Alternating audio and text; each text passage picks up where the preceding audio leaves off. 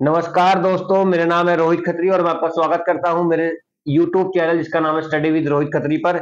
7 अगस्त के जितने भी इंपॉर्टेंट करंट अफेयर्स थे वो सारे के सारे मैंने इस वीडियो में डाले हैं। और 7 अगस्त के करंट अफेयर्स के बाद 6 अगस्त के करंट अफेयर्स का रिवीजन भी कराया है और वीडियो के एंड में आपसे क्वेश्चन पूछा है जिसका जवाब आपको जो कमेंट बॉक्स में देना है। तो अगर आपने अभी तक चैनल सब्सक्राइब नहीं किया है तो चैनल को सब्सक्राइब कर ले और बेल आइकन दबाएं और वीडियो अच्छा लगे तो वीडियो को लाइक भी करें। सबसे पहले हम लोग रिवाइज करेंगे द कॉन्स्टिट्यूशन ऑफ इंडिया का भाग 4A, जिसमें सिर्फ एक ही आर्टिकल आता है 51A, fundamental duties. Fundamental duties जो है हमारे संविधान में जो है ये रशिया से ली गई है। ये भी आप याद कर ले, CHSL में आजकल ये क्वेश्चन काफी पूछे जा रहे हैं। आर्टिकल्स और कौन सा भाग कहां से लिया गया है, कल ही वाले CHSL के एग्जाम में पूछा गया था। जो DPSP है वो कहां से लिया गया है, तो वो जो है आयरलैंड से लिया गया था। तो एक ही आर्टिकल है 51A, तो उसको हम डिटेल में डिस्कस करेंगे। आर्टिकल 51 एक फंडामेंटल ड्यूटीज, उसके 11 सबसेक्शंस हैं, लेकिन हम जो है इंपॉर्टेंट वाले ही डिस्कस करेंगे। सबसे पहले, to abide by the constitution and respect its ideals, institutions, national flag and the national anthem. Constitution के जो आइडियल्स हैं, इंस्टीट्यूशंस हैं और खुद कॉन्स्टिट्यूशन जो है उसकी रेस्पेक्ट करनी है, नेशनल फ्लैग की रेस्पेक्ट करनी है और नेशनल एंथम की रेस्पेक्ट करनी है। ये हमें सबसेक्शन ए जो है ए वो कहता है। To uphold the and protect the sovereignty, unity and integrity of India. India एक सोवरेन स्टेट है, यूनिटी है और इंटीग्रिटी है, जो उसकी रक्षा जो है हमें करनी है। ये भाग जो है 51A का सी सबसेक्शन कहता है। डी कहता है to defend the country and render national service when called upon to do so. Country की, देश की रक्षा करना और नेशनल ड्यूटी, अगर देश बुलाए तो रक्षा करने के लिए, सर्विस देने के लिए तैयार रहना। ये जो है भाग डी कहता है 51A का। To promote harmony and the spirit of common brotherhood among all the people of India, transcending religious, linguistic and regional और sectional diversities, to renounce practices derogatory to the dignity of woman. एक दूसरे में जो है भाईचारे की भावना को बढ़ाना है। धर्म हो गया, भाषा हो गया, रीजन हो गया या किसी सेक्शनल डाइवर्सिटीज को जो है उनको साथ में रखते हुए, और जो प्रैक्टिसेस ऐसी जो जो ऐसे कार्य है जिनसे वुमन की डिग्निटी जो है, जो हर्ट होती है, उसको जो है हमें अवॉइड करना है। टू रिनाउंस, छोड़ देना है, practices derogatory to the dignity of woman, महिला के आत्मसम्मान को ठेस पहुंचाने वाली जो भी प्रैक्टिसेस है उनको जो हमें रिनाउंस कर देना है। क्वेश्चन नंबर जी, सब सेक्शन जी जो है 51A का, वो कहता है to protect and improve the natural environment including forest, lakes, rivers and wild life and to have compassion for living creature. ये जो भाग है हमारे संविधान का, ये कहता है to protect and improve the natural environment. जो हमारा नेचुरल एनवायरमेंट है उसका प्रोटेक्ट करना है, उसकी रक्षा करनी है, पेड़ पौधों की रक्षा करनी है, जंगलों की रक्षा करनी है, नदियों की और वाइल्ड लाइफ की। और कंपैशन होना चाहिए लिविंग क्रिएचर्स के प्रति, हमारा जो है भावना जो है और जो सहानुभूति है वो होनी चाहिए हमारी लिविंग क्रिएचर्स की तरफ। भाग आई कहता है to safeguard public property and to absorb violence. Public property की रक्षा करना और वायलेंस से जो है उसको, वायलेंस को छोड़ना, वायलेंस से दूर रहना, ये कहता है भाग आई। तो अब हम बढ़ते हैं क्वेश्चन की तरफ। पहला क्वेश्चन है, कौन भारत से सऊदी अरब में यूक्रेन संघर्ष पर एक शांति सम्मेलन में शामिल हुआ? Who has joined A peaceful conference on the Ukraine conflict in Saudi Arabia from India? तो ये ज्वाइन की है अजीत डोवाल जी ने। अजीत डोवाल जो है, जो हमारे नेशनल सिक्योरिटी एडवाइजर है, और ये इनकी इमेज है। इनके बारे में जो है बाकी फैक्ट्स आपको बताता हूँ। He is the national security advisor of India to prime minister Narendra Modi. He was intelligence bureau chief, ये आईबी के भी चीफ रहे, एंड ये आईपीएस है केरला कैडर के, and IPS Indian police service from Kerala cadre. तो इनके बारे में कुछ फैक्ट है। अभी ये जो है नेशनल सिक्योरिटी एडवाइजर है प्रधानमंत्री नरेंद्र मोदी के, आईबी के चीफ भी रह चुके हैं और केरला से ये जो है केरला कैडर के आईपीएस अधिकारी हैं। क्वेश्चन नंबर 2, नया सवेरा योजना किस मंत्रालय ने शुरू किया है? नया सवेरा योजना किस मंत्रालय ने शुरू की? विच मिनिस्ट्री लॉन्च द नया सवेरा स्कीम? तो इसका आंसर है option number C, ministry of minority affairs ने जो है नया सवेरा स्कीम लॉन्च की है। इसके बारे में कुछ फैक्ट आपको बताता हूँ। The ministry implemented Naya Savera scheme also known as free coaching and allied. एक तरह से फ्री शिक्षा देने के लिए ये स्कीम लाई गई है। Scheme to assist students candidates belonging to 6 minority communities. जो माइनॉरिटी अल्पसंख्यक कम्युनिटी से बिलोंग करते हैं, 6 ऐसी कम्युनिटी जिनका नाम दिया गया है सिख, जैन, मुस्लिम, क्रिश्चियन, बुद्धिस्ट और पारसी। जो भारत में 6 जो माइनॉरिटी कम्युनिटी है, इनके जो कैंडिडेट्स हैं या इनके जो विद्यार्थी हैं, उनको जो है फ्री कोचिंग में सहायता करने के लिए स्कीम लाई है ministry of minority affairs. Ministry of minority affairs के मिनिस्टर अभी कौन है? ये जो है अभी स्मृति ईरानी है। ये आप जो है याद रखें। The ministry of minority affairs की एक और फैक्ट आपको बताता हूं। The ministry of minority affairs was carved out of ministry of social justice and empowerment. ये जो मिनिस्ट्री है वो अलग की गई थी मिनिस्ट्री ऑफ सोशल जस्टिस और एम्पावरमेंट से 29 जनवरी 2006 को, to ensure more focused approach towards issues relating to notified minority communities, namely Muslim, Christian, Buddh, Sikh, Parsi और जैन।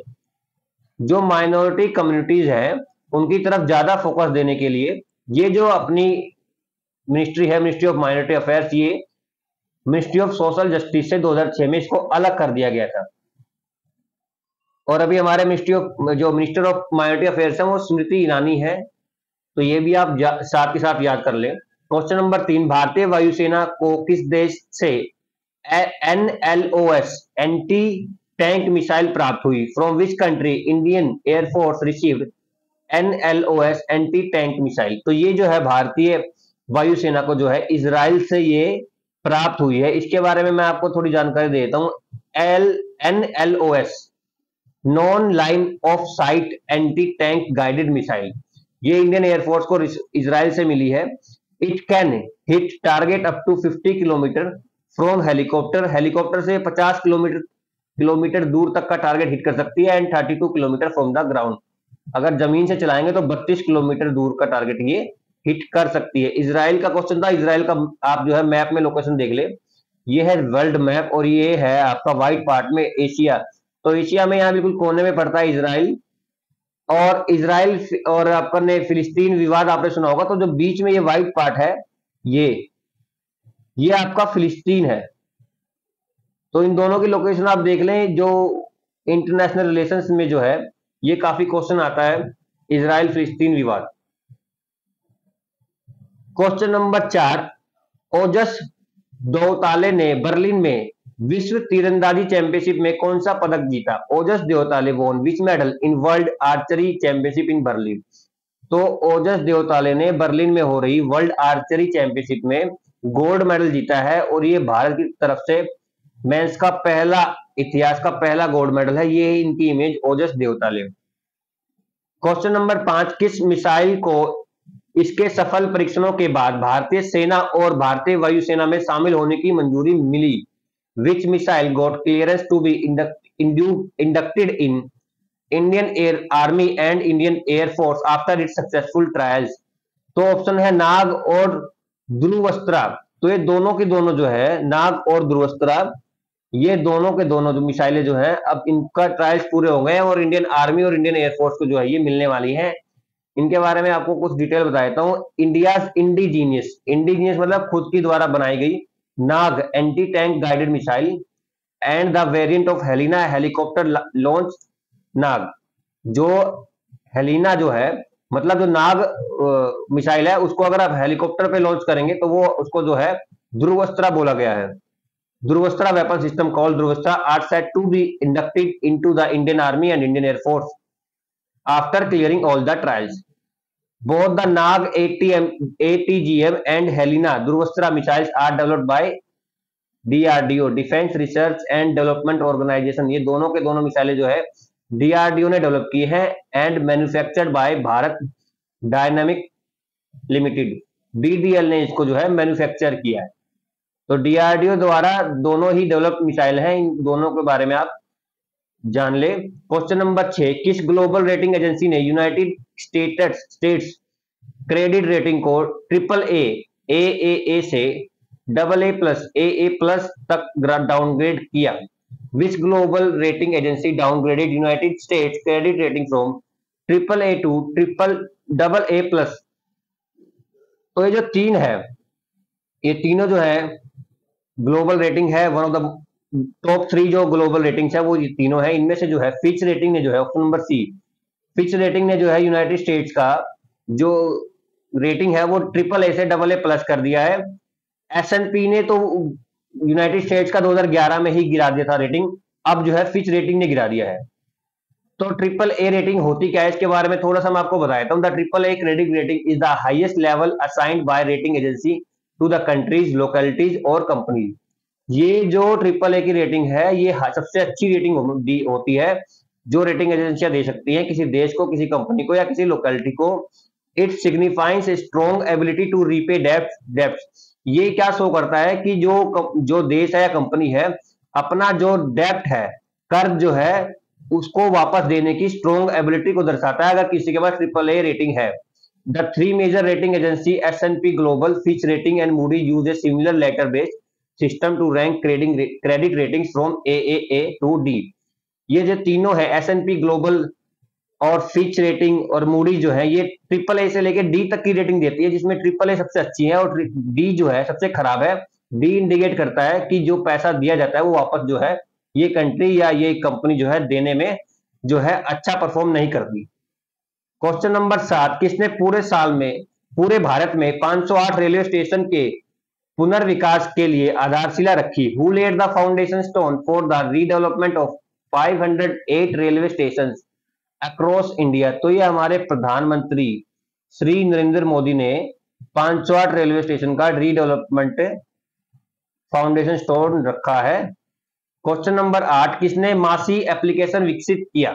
हु डेवलप द मासी एप्लीकेशन? तो मासी एप्लीकेशन जो है ये the national commission for protection of child rights इसने launch किया है। और ये चाइल्ड राइट्स के लिए जो नेशनल कमीशन है इसने लॉन्च किया, तो इसकी थोड़ी डिटेल में आपको बताता हूँ। राष्ट्रीय बाल अधिकार संरक्षण आयोग ने देश भर में बाल देखभाल संस्थानों की वास्तविक समय निगरानी और उनके निरीक्षण प्रक्रिया के लिए मासी एप्लीकेशन विकसित किया। जो ये नेशनल कमीशन फॉर प्रोटेक्शन है ऑफ चाइल्ड राइट्स, इसने जो है जो बाल देखभाल चाइल्ड केयर जो इंस्टीट्यूशंस है उनकी जो है रियल टाइम निगरानी करने के लिए और उनका इंस्ट्रक्शन करने के लिए मासी एप्लीकेशन जो है इसका विकास किया है।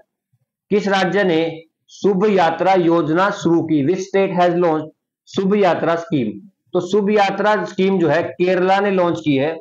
इसके बारे में थोड़ी सी डिटेल आपको बताता हूँ। केरल राज्य सरकार पहली बार विदेशी प्रवासियों को वित्तीय सहायता प्रदान करने के लिए एक अनूठी पहल शुरू करने के लिए तैयार है जिसका शीर्षक शुभ यात्रा है।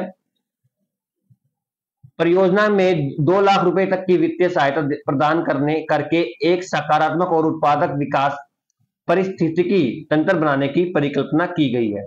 मतलब जो पहली बार विदेशी यात्रा पे जा रहे हैं, प्रवासी हो रहे हैं, उनके लिए जो है 2 लाख रुपए तक की सहायता जो है देने की बात कर रही है केरल सरकार। क्वेश्चन नंबर 10, 2012 में एन विट्ठल को कौन सा पद्म पुरस्कार दिया गया जिनका अभी अभी निधन हुआ है? Which Padma award was given to N Vitthal in 2012 who just passed away? तो इनको जो है पद्म भूषण मिला था। ये जो है सेकंड हाईएस्ट सिविल अवार्ड है, इंडिया का सिविलियन अवार्ड है। इससे पहले सबसे बड़ा है भारत रत्न, फिर पद्म भूषण, फिर पद्म विभूषण और फिर पद्म जो है श्री। ये 4 जो है इंडिया के हाईएस्ट सिविलियन अवार्ड है।